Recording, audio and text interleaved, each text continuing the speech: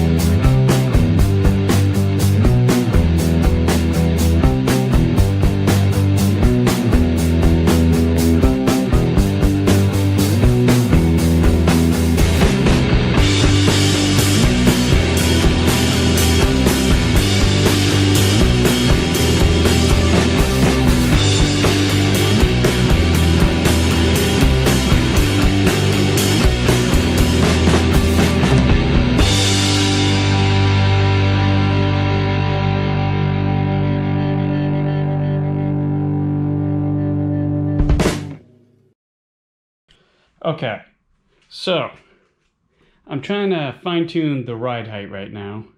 The back, I think I got about where I want it. The front is much lower. I don't mind a little bit of rake, but right now it's like 2 inches low in the front, and with the exhaust, that's going to be hitting on the ground.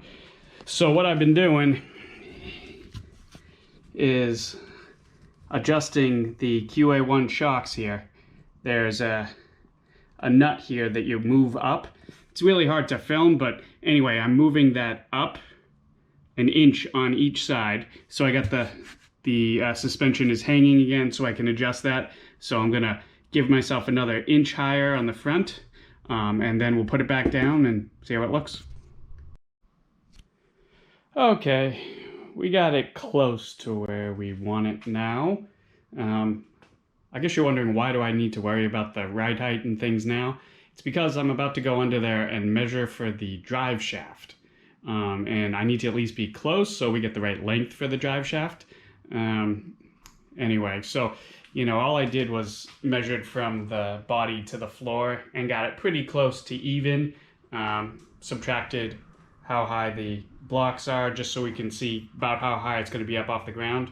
And the way it is now, we have the lowest point, which is the exhaust in the middle of the car, is about between 5 and 6 inches off the ground when it's fully lowered, which is about as low as we want to go if we want to be able to get over speed bumps and stuff like that.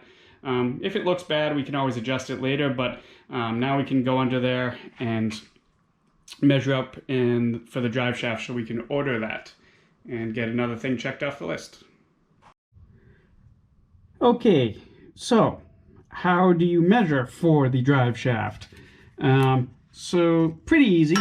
So I don't know how well you're going to be able to see this, but here's the transmission right here. You can see that red cap. And so you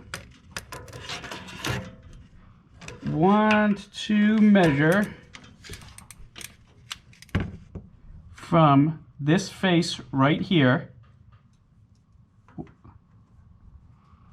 up over your exhaust here and back to the yoke of your rear end, which needs to be facing straight up and down. And you're going to measure to this face right here. All right. So hopefully you have a friend, one to hold one side and one to read the other. Check it multiple times. My measurement here was just over 58 inches. We're probably going to order one that's 58 inches long. The other thing you got to worry about is what type of U-joint you have back here. This one is a GM3R. So you just got to make sure you let whoever is playing with your drive shaft know that, so they make sure they have the right U-joint on that side to connect in. So now we either order a new one or we take our old one to a shop and have it changed to that size. Okay, so here is the drive shaft. So it was going to cost me the same to order this one as it was to get the old one lengthened from a shop, and this was quicker. I actually ordered this on a Monday and it was here by Thursday. So with how long this has taken, that wasn't a long wait. Anyway, this company seems really good. They were really helpful on the phone. We made sure it had the right yoke and then the right U-joints to hook up to the rear end. So I guess let's try this in.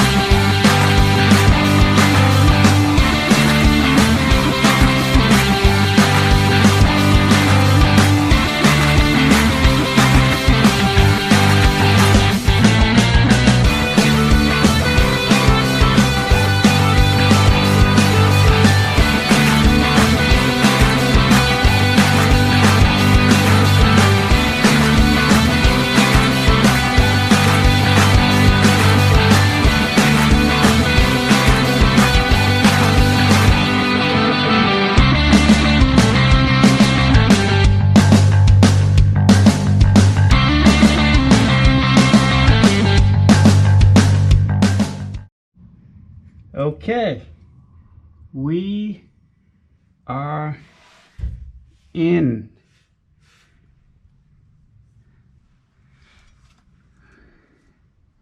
And we fit well. We got about a 3/4 of an inch, maybe a little bit more, 3/4 of an inch play at the transmission, which should be more than enough. We should be good. And another thing checked off the list. Okay, so we got the drive shaft in, another big milestone set. So we got the drivetrain pretty much complete now. So I guess the next steps are my dad's going to be visiting, and we're going to be, getting everything done on the engine, and then, fingers crossed, we'll actually get this thing started up and finally break in that cam and everything. So anyway, thanks for watching. Have a good one.